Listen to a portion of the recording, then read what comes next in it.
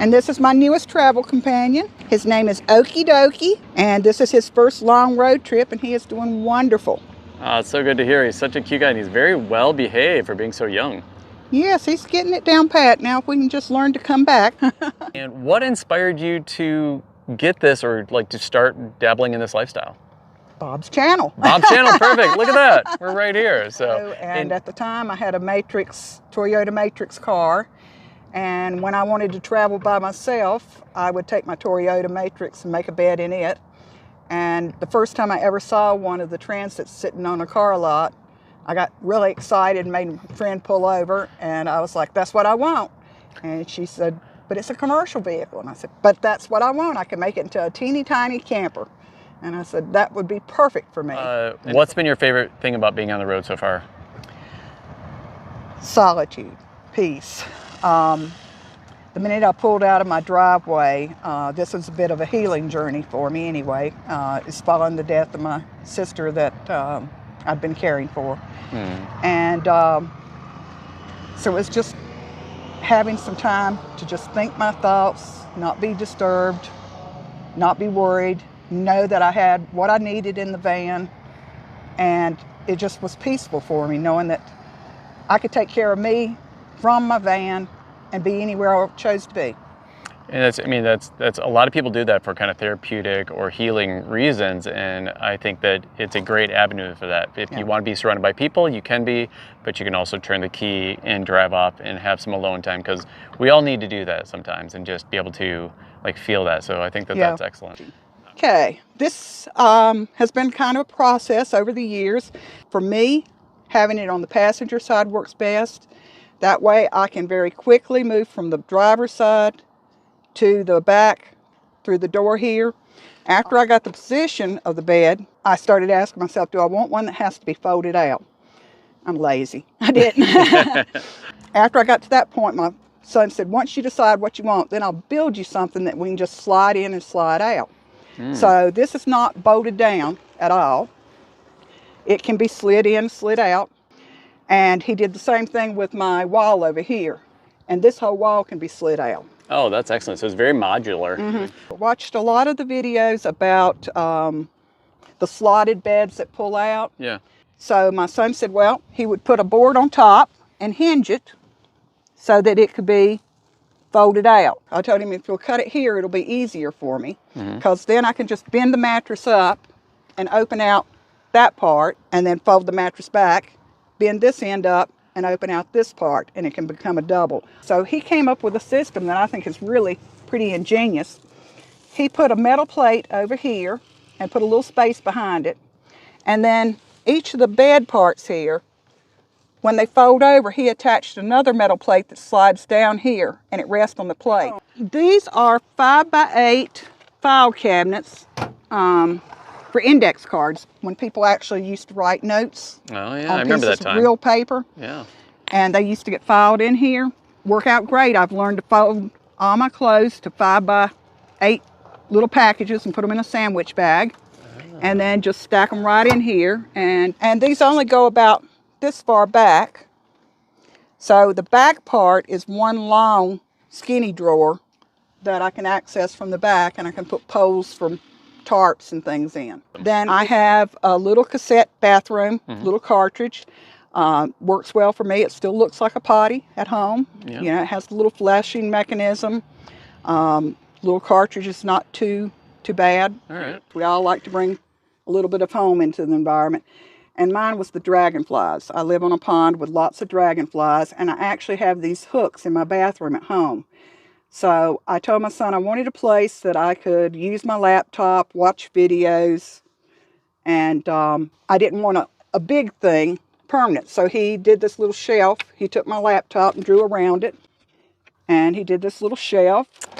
And this looks messy, but I actually can tell you everything in here. But this is perfect height. If you're sitting here on the bed or laying on the bed, it's perfect height for looking at the video. It also works great as a desk here, and because this is so deep, there's a lot of storage that you have trouble getting to. So he put these on hooks, so this can actually drop down flat, and you can get in there and really dig. Oh yeah. That makes sense. You know, this is very, like, there's a lot of headroom in this Oh little yeah, vehicle. yeah. The 2013s before they dropped the roof, which I still have no idea why they thought that was a good idea. They're amazingly roomy. I did not want to lose my passenger seat because I do at times carry other people with me. So I asked my son to help me figure out a way to put my kitchen area up here, make sure that it wouldn't fall. He did a notch shelf. There's a notch in the wood, and then the leg just notches into it. So that way I can pick up the tabletop and then the leg will come off and I can throw them in the back under the bed. And what all do you have over there? I have a small oven with a burner on top and a little coffee maker. Then a small refrigerator, which I keep mainly my dairy stuff in. And I bought cartons that specifically can be stacked in to use each inch. And I keep my butter and cream cheese and creamers and things in that. This is a little USB pump. And everything that I have up here, I have magnets on it so it won't rattle or move around. And then magnets down here on the shelf so you just pop it in. And then underneath the counter, I guess we'd call it, I have a power station, and I usually keep my wet wipes handy. And then in the floorboard, my son has lent me a huge power station. Normally my kitchen bag goes down there with all my cooking pots and utensils and things. How do you charge those things up? I have a solar panel on the back of my storage box, and I also have a fold-out solar panel. And I try to keep things charged. Anytime I'm running, I try to have something recharged. And this was a 2013, and you said that it had a higher ceiling than others. What was? The 2009, I believe it is, to 2013 had the same height. But after 2013, my understanding is they changed them and lowered the roof significantly. Okay, because I mean, there was tons of headroom in there. I was very, very impressed. This is my first RTR. It Welcome. is everything that I planned for it to be. If you want to meet people and you don't feel like you know how, I would say come here, because from the gas stations to the actual RTR site, everybody, the minute I hit courtside, was just so welcoming, so easy to talk to, came up to you, asked questions. Just very open environment. How long did it take you to build it? Did you build it out yourself? Mostly, yes. My first build outs I started with right after I got it were mainly on plastic shelving from Lowe's. And I made that into beds and then moved it around into different configurations. Used that for several years with plastic shelves, a lot of yard sale finds. And then over the years, of course, had the pleasure of changing it out many times. That's where most of my fun has been, is visualizing changes and making them. It sounds like you bought a lot of things from yard sales, thrift stores, things like that. All told, what would you guess you put into this? Definitely under $1,000. Biggest expenditures were on the swing away hitch, which was on Amazon for like $369, and then the little, I think it was supposed to have been a Jeep carrier, but I didn't want something that extended over my roof vent. And then my roof vent is the max air roof vent, so definitely under $1,000. And this was a big game changer compared to when I used to have to unload everything on the cart to get something in the back door. He put this table on, and we decided, one of the YouTubers had showed that they'd cut out their doors and it gave them so much storage, and I liked that idea. And I love the way the transits have this button that you can push so that you can get the doors all the way back. And I'm an artist, and he said, Mom, this will be perfect if you want to set your artwork up here and put a for sale sign up in the window and sit beside it, you can off the back of the van. There we go. I have these on all the doors that I don't use, the cargo nets.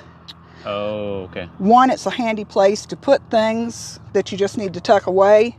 Two, it keeps things from piling out or rolling out when you open your car doors. Yeah. So I have those nettings.